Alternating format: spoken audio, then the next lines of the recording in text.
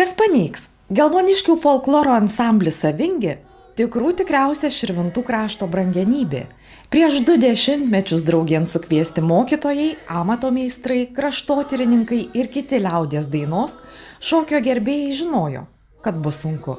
Braukti tirštą dulkių sluoksnį nuo paveldo skrynių, verti ąžuolinius dangčius ir atokaitoje kruopščiai kedenti ten vienas kitą gožiančius lobius, tapti kone atradėjais, nes, sako Savingės vadovė Laimutė Bikulčienė, šie per amžius kaupti turtai ne kažin kiek tyrinėti, o pačiuose seniausiuose užrašuose išlikę išties autentiškos medžiagos apie šių vietų papročius, tradicijas.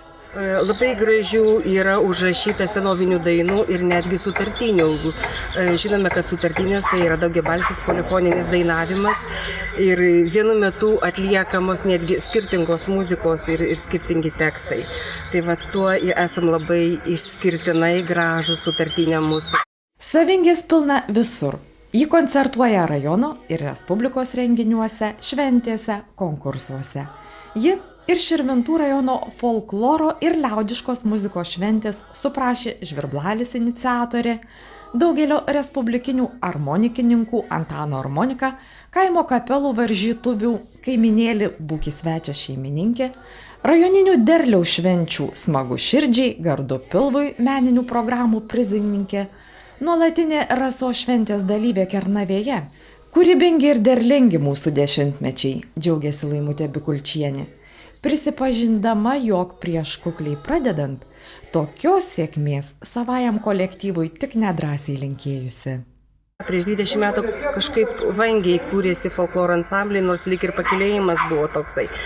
Bet kažkaip tai taip vangokai ir atvažiavus į Gelvonų vidurinę mokyklą, tiesiog uždainavau paprasčiausiai dainą ir žiūriu, kad labai daug yra pritarenčių balsų ir sakom, tai kodėl ir nebesusirinkus mums į vieną būrį ir nepradėjus dainuoti.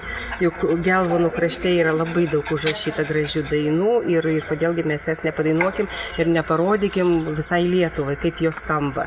O pavadinimą išsirinkom Savingės, nes Gelvonus juosia upelis Savingė ir labai gražia pasaga. Taip ir galvojom, kad matomai tų 20 metų tai yra kaip ta pasaga, kaip ir sėkmės toks garantas mums, kad mes vis dar dainuojam, vis dar esam kartu ir manom, kad dar ir 40 metų dainuosim.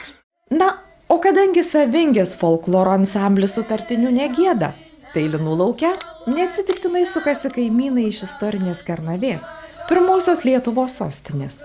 Ūkininkų vošterių laukais nuaidi autentiška šio krašto sutartinė. Ir ratelis, kurį einant atkartojamas visas lino kelias, irgi užrašytas Širvintų žemėje. Taip, joje gausu visko. Tarp trumpo lino žydėjimo ir ilgo gyvenimo, dainų, apeigų, tradicijų. Esam visai nemažai pririnkę medžiagos apie lyną, apie visą, tiesiog lyno kelias, lyno mūką, viską esam išrodę. Ir netgi šį rudenį buvo labai graži šventė, čia būtent pas ūkininką, pas vošterį, kada rodėm būtent lyno kelią, mes visą programą labai gražią. Beje, ne kartą Savingė skelbta geriausių Širvintų rajono folkloro ansamblių, pelniusi svarbiausią į krašto apdovanojimą – Igno Šeiniaus vardo premiją. Nuolatinė tarptautinių folkloro festivalių Baltika, skamba kankliai, atatarė lamždžiai, Lietuvos dainų švenčių dalyvė.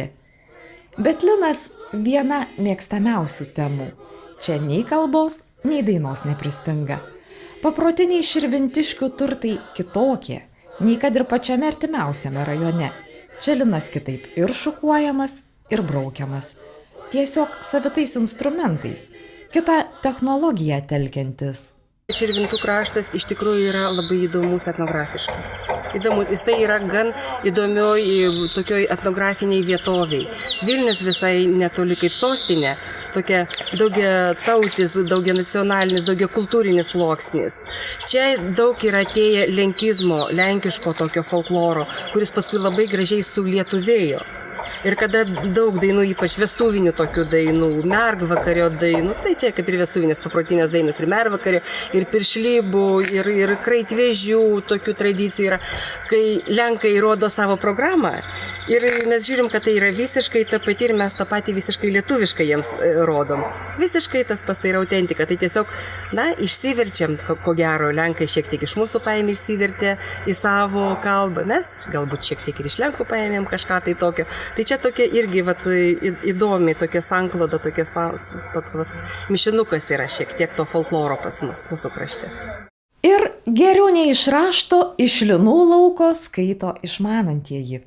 Jau nepavyks paslėpti savo nevalyvumo, jei toks esi, ar negebėjimo paisyti pačios gamtos siunčiamų ženklų. Pro savingės pasakorių akis nepraslysta nė viena smulkmena. Klausyk, dabar sugrįžam iš ūkininką lauką. Pasakyk, ką tu gali pasakyti apie šito lauko? Koks vyrų sėja? Tikrai ne ant tokius sėja šito lauko. Nes ant tokius kaip sėja pas mum, tai ant šiemet pirmo rozų būsilų pamatė ir davėme čia, ale tu ant tokiusgi. Linai, Jo, bet ir ant tokius už mane metrų gal didesnis. Čia, aš taip supratau, kad čia musit ar ne jų jūza. Musėt, už tai, kad, matai, mum reikia, kad valaknas būtų dydį ilgas. Vošterį reikia, kad galvelas, kad būtų, Tai kaip, kad tu myslėnį sėja. Ojei, jau čia po Šventos Petronėlės, jau čia pagalima. Jo, taip. Ir debesis netokie, kaip šiandien buvo. Čia būtų makalinė kokia tai. Aš galvoju, kad ir šiandien galėjo būti kokias nors galvelas paudidės tokias Bet ne tokias, kokias šiandien nusimata jo laukė. Čia jau tokias, kaip, žinai, kaip būna, laukė, dungus toks, daug tokių apvalių debesiokų.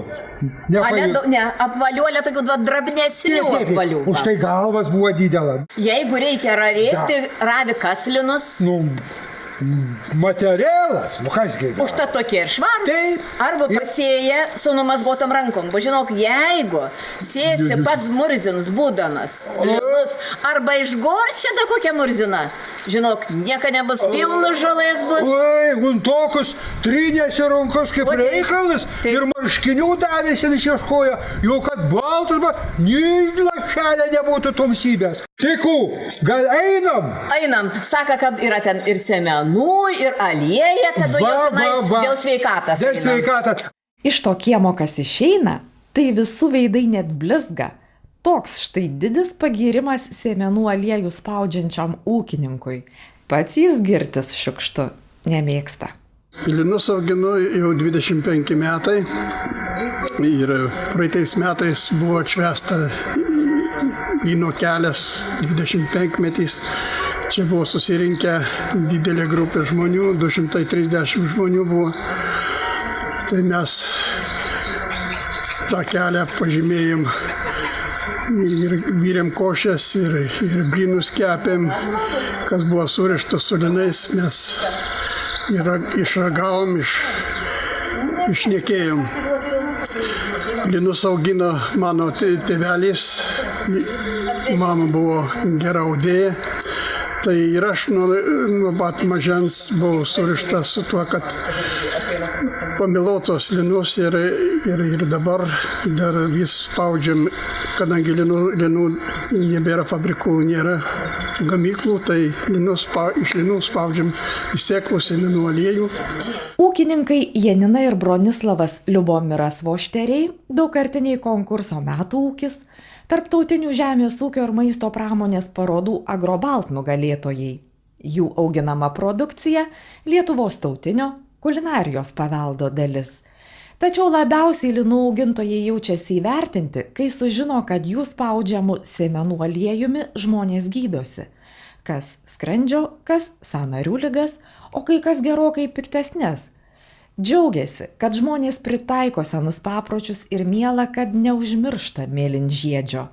Liaudies išmintis ūkininkui tikrai neatgyvena. Tradicijų šiek tiek ir laikomės. Žinoma, ir negalima jau šiais laikais seniau sėjant linus reikėdavo gero oro, kitaip sakant, kad nevėjuota diena būtų, nes linų sėklas nuneštų į šalį. Dabartiniu metu, kada sėjama mechanizuota, šitas jau netinka, nes galim sėti ir vėjuotoj dienoj, bet seni tie papročiai kitas ir galioja čia daug papročių įsakinėjo, kada lyno šventė buvo ir profesorius Klimka ir kiti lyno gerbėjai, čia daug jų yra.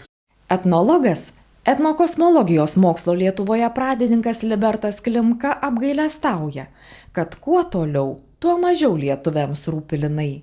Bet tiems, kuriems tai svarbu, nuoširdžiausia padėka. Ir tikrai verta prisiminti, jog kitados nė viena šeima Lietuvoje be lino neišsiversdavo.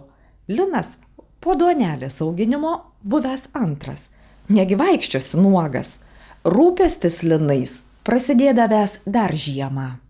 Vasario pradžioje per grabnyčias jau žmonės žiūrėdavo, koks oras ir iš to spėdavo, koks linų derlius bus, kaip jie augs. Arba nedarydavo tokį eksperimentą kaip žemaičiai. Pasėdavo iš ryto truputuką linų, po pietų truputuką linų, na ir žiūrėdavo, kurie geriau augs, kurie geriau sudygs, kurie sužaliuos geriau ir pagal tai paskui rinkdavo kokias rūšis, ar ankstyvųjų, ar vėlyvųjų linų sėt. Blažiejaus diena, tai vasario 3, apvyniodavo linus graudulinę žvakę linais ir neždavo į bažnyčią pašventint. Paskui sakydavo, kad šventintų linų sruoga labai gerai padeda, jeigu gerklę kam suskauda, vaistas. Taigi, o užgavėnės, kodėl taip toli važinėjamasi? Kodėl lankomi kaimynai ir viskas? Nagi, kad linai aukšti augtų. O jeigu supoklės pakabina ten daržiniai kur nors po balkiu, tai vėlgi jaunimas, kuo aukščiau įsisups, to linai geriau užaugs. Pavasariui ilginant dieną ateina ypatingasis sėjos metas. Išrinkdavo ypatingą dieną linų sėjai. Nu visų pirma, turėtų būti moteriška. Sereda arba subata. O gal dar moteriškų vardu pažymėta ta diena. Ir svarbu, kad labai ramu būtų, tylu. Net patarlė sako, tylu nors linus sėk. Tai reiškia, kad vienu mostu išberiamos sėklos labai tolygiai pasiskleis jos ir linų laukelis labai gražiai atrodys. Nebus tokių kažkokių tuščių vietų, progailių. Tai štai, o dar gerai, kad būtų danguje tokie smulkus debesiukai. Tai jau linai tada tikrai gerai sužaliuos ir augs. Manyta, pasakoja etnologas, kad linai, kol auga lauke, globoti tokios dievybės, Vaižganto, net jį šlovinanti maldelė yra išlikusi. Bet smagiausia, kad linai doroti talkomis. Mat reikia nurauti vienu metu, tada pluoštas bus geresnis. Yra labai įdomių dainų išlikusių, kurios tų talkų metu būdavo atliekamos poilsio valandėlė ar ką nors. Etnologams iki šiol mįslinga, kasgi tų dainų priedainiuose minima. Kažkokie keisti žodžiai, svetimžodžiai, nesuprantami. Čindžer vinčer, šokšto bokšto, prokšto taktum, tam paraparam. Vat tokie lik užkeikimai, lik kažkokie burtažodžiai ir tokių vat būtent tik tai Linoaraučio dainuose yra tokie priedainiai išlikę. Rudenį irgi tik spėk suktis. Prasideda pluošto apdorojimo darbai. Kada išdarginti rasose ir perkošti rudens vėjo linai suvežami, tada jaujoje jie džiovinami, o jauja tai toks paslaptingas pastatas, be langų, žemai nusileidžiusių stogų, tokių visokių nutikimų, paslaptingų ir mislingų kartais atsitikdavo. Ir tikrai tokia mitologinė aura apgaubtas tas pastatas. Ten vėl jaunimas susirinkdavo susirinkdavo ir tas darbas trukdavo net ir naktimis. Linų stiebelių laužimas, šukavimas, braukimas, kol rankose liks tokia švelnutis pluoštas, iš kurio jau galima bus siūlelius vyti. O žiema, žinoma, priklauso merginoms. Iki kalėdų reikėtų prisiverpti viską, o jau po 3 karalių jau sėsti į stakleles. Pykšt pokšt, tada kiekvienoj troboj skambėdavo tų staklelių bildesys. Bildesys ir iki pavasario kraitį reikia sudėti. Ir ne vieną skrynę. Piršliai žinos, pas kurią kelios skrynios jau prikrautos. Ir jei profesorius Libertas Klimka apie liną kalba būtuoju laiku, tai Bronislavas Liubomiras Vošteris esamuoju.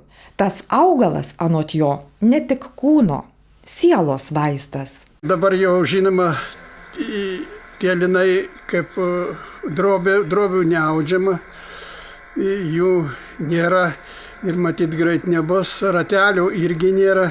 Seniau audėjos audė ir dieną, ir vakarais rateliai sukosi, vyrai vydavo virves žiemos vakarais ir audėjos išaustą drobę mirkydavo upei, saulė balindavo, šito dabar nebereikia.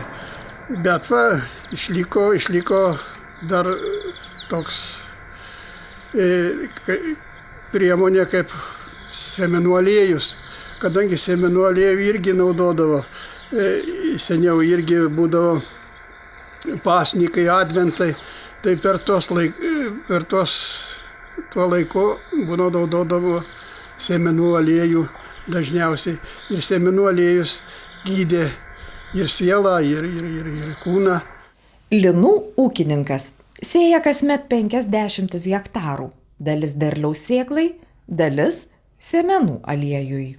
Sėmenys tai irgi toks augalas, kur turi antibakterinių savybių. Jeigu daleiskim ir seniau naudodavo, kad žaizdos nuo pragulų atsirasdavo žaizdos ligoniam ilgai gulint, tai irgi dėdavo sėmenų ant paklodės, kad tos žaizdos užsitrauktų, greičiau gytų. Tai vat ir dabar mes vat su žmona irgi kiekvieną rytą valgom sėmenų aliejaus, valgomą šaukštą ir 100 gramų varškės. Gerai susimaišom ir mums būna pusryčiai.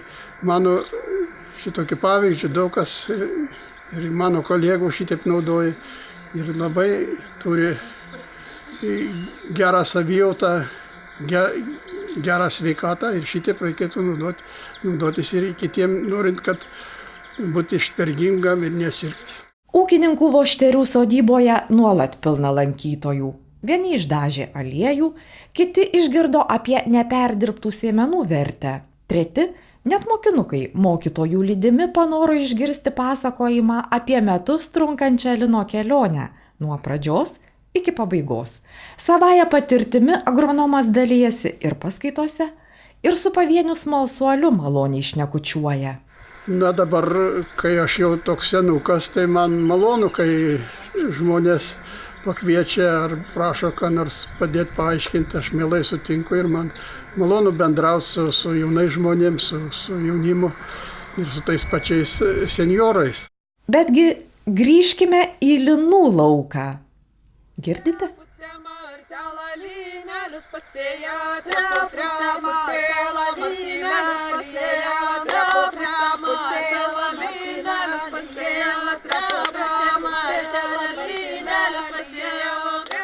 Vienas balsas dainuoja, gieda tuo pat metu tekstą kažkokį tai, o kitas balsas jam liktai trukdo, gieda refreną, ten kokį nors dobilio rūto, dobilio čiūto, rytato, tatato ir taip toliau.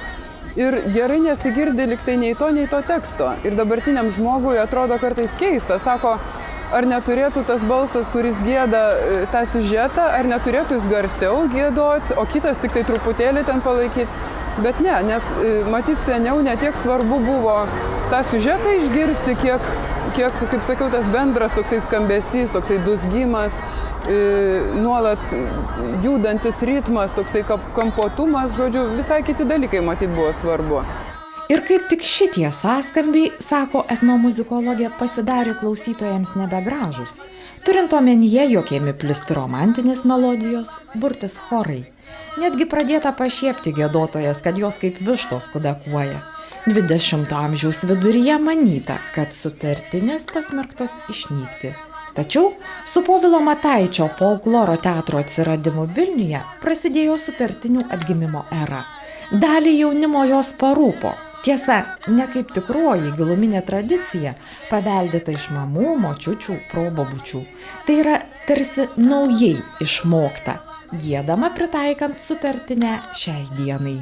Daugeliu jaunimo tai yra kažkoks būdas sulieti sutartines, tarkim, su kažkokia trankesnė muzika, palydėti ritmais, palydėti būgnais. Iš tikrųjų, sutartinės tokio turi žvalumo, tokio nuolatinės motorikos. Tai vienus patenkina ta linksmoji, tokia greitoji sutartinių pusė, o kiti kaip tik labai ieško meditacijos tam tikros, nes yra labai daug sutartinių tokių gana lyriškų, bet to jos yra labai ilgos kai kurios. Jeigu išgiedot visą tekstą, kartais trunka net 8 ar 10 minučių. Ir kadangi nėra sutartinėse jokių tokių melodijos pakilimų ryškių, tokių, kaip sakant, jausmo kažkokių proveržių, viskas labai saikingai, labai vienodai tarsi, labai nedaug tų garsų ir viskas nuolat kartojama. Ir todėl, bekartojant, iš tikrųjų žmonės įeina į tam tikrą tokią meditatyvę būseną.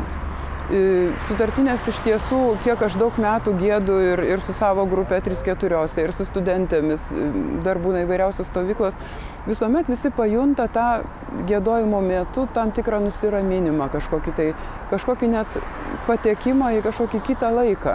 Sutartinių skambėjime jaunimas ieško dvasinio nusiraminimo, pastebi etnomuzikologė. Todėl galbūt nebėra prasmės jas visiškai etnografiškai atkartoti ir įprasminti. Jei anksčiau jos būdavusios apeigų dalimi, lankant pasėlių laukus, tai dabar dažnas nė neatskiria, kur čia rugiai, kviečiai ar miežiai. Kadangi išties daug sutartinių užrašyta apie linus, gražu, kad esant galimybei jos tame lauke ir skamba.